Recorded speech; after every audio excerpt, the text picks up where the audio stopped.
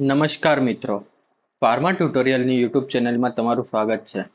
આજથી આપણે શરૂ કરવા જઈ રહ્યા છીએ રેપિડ રિવિઝન સિરીઝ, જે તમને જીપેટની પ્રિપેરેશનમાં તો હેલ્પફુલ થશે જ, પણ સાથે સાથે ફાર્માસિસ્ટની અલગ અલગ ગવર્મેન્ટ એક્ઝામ્સની પ્રિપેરેશનમાં પણ ખૂબ જ યુઝફુલ રહેશે.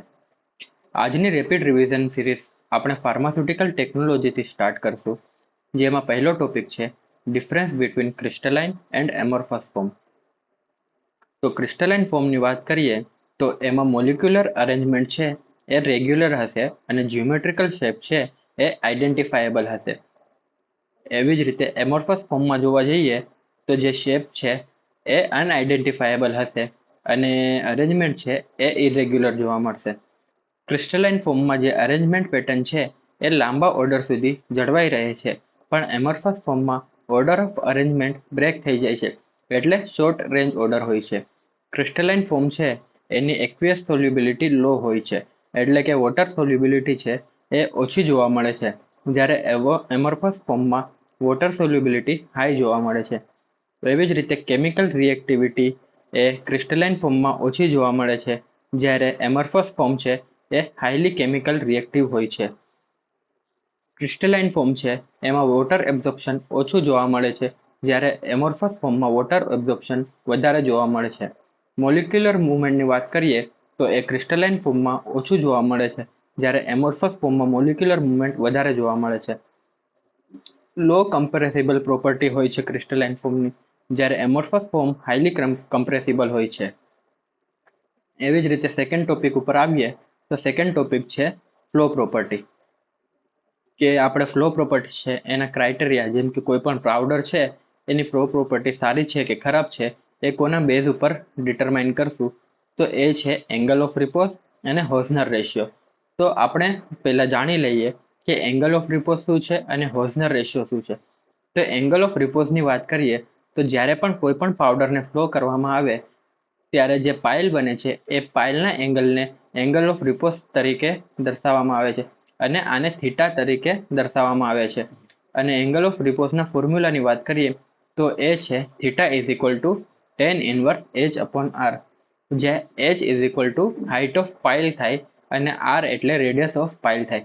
જ્યારે હોઝનર રેશિયોની વાત કરીએ તો હોઝનર રેશિયો એટલે કે કોઈ પણ પાવડરની બલ્ક પાવડર છે એનું વોલ્યુમ કેટલું ઓછું થાય છે આફ્ટર મેકેનિકલ ઇન્ફ્લુઅન્સ, એને આપણે હોઝનર રેશિયો તરીકે ઓળખીએ છીએ.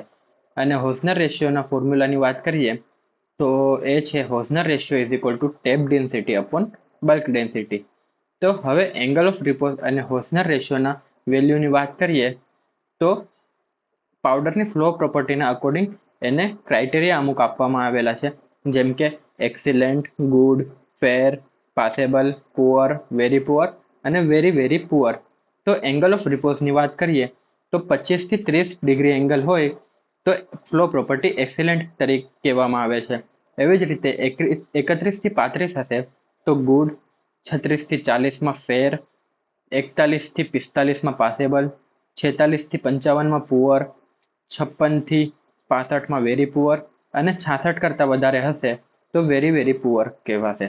એવી જ રીતે હોઝનર રેશિયોમાં એક 1.05 ટુ 1.18 હશે તો એક્સિલેન્ટ, 1.14 ટુ 1.20 હશે તો ગુડ, 1.22 ટુ 1.25 હશે તો ફેર, 1.26 થી 1.30 હશે તો પોસેબલ, 1.31 ટુ 1.50 હશે તો પુઅર, 1.51 ટુ 1.61 હશે તો વેરી પુઅર અને 1.67 કરતાં વધારે હશે તો વેરી વેરી પુઅર.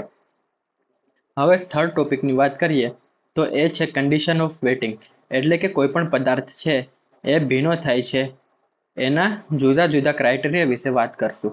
તો કોન્ટેક્ટ ઓફ એંગલ અને ડિગ્રી ઓફ વેટિંગ જોઈએ તો અગર કોન્ટેક્ટ એંગલ છે એ 0 ડિગ્રી હશે તો પરફેક્ટ વેટિંગ તરીકે ઓળખવામાં આવશે. એંગલ ઓફ કોન્ટેક્ટ એંગલ છે એ 90 ડિગ્રી કરતાં ઓછો હશે તો હાઈ વેટેબિલિટી હશે, 90 થી 180ની વચ્ચે હશે તો લો વેટેબિલિટી હશે અને 180 કરતાં વધારે હશે તો નોન વેટિંગ હશે. આજના ફોર્થ ટોપિક વિશે વાત કરીએ તો એ છે મલ્ટીફંક્શનલ એક્સિપિયન્ટ, એટલે કે આપણે ટેબ્લેટ પ્રિપેરેશનમાં વપરાતા એવા એક્સિપિયન્ટની વાત કરશું જે એક કરતાં વધુ કામ માટે યુઝ થતા હોય.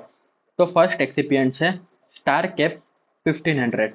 તો આના કોમ્પોનન્ટ્સની વાત કરીએ તો મેઇઝ સ્ટાર્ચ અને પ્રીજિલેટિનાઇઝ સ્ટાર્ચનું કોમ્બિનેશન છે જે ફ્લો પ્રોપર્ટી અને કમ્પ્રેસિબિલિટી વધારવા માટે યુઝ થાય છે.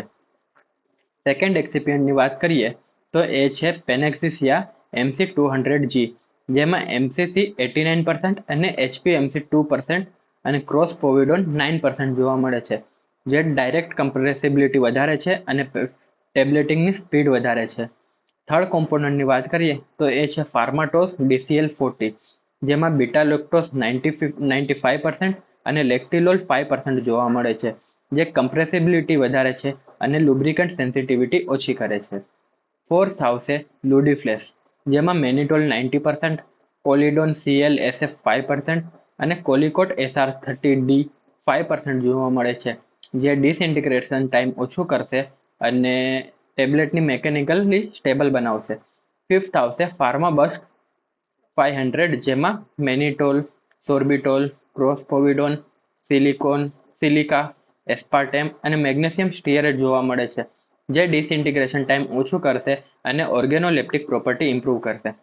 સિક્સ્થ આવશે એવિસેલ 15, જેમાં MCC 85% અને ગ્વાર 15% જોવા મળે છે, જે ટેબ્લેટની ગ્રિટીનેસ છે એ ઓછી કરશે અને પેલેટેબિલિટી ઇમ્પ્રૂવ કરશે. તો મિત્રો, તમને આજની આ રેપિડ રિવિઝન સિરીઝનો પહેલો ભાગ સારો લાગ્યો હોય તો ચેનલને લાઇક અને વિડીયોને શેર કરવાનું ના ભૂલતા. આપણે નેક્સ્ટ મળશું અનધર ટોપિક સાથે. ત્યાં સુધી જય શ્રી રામ.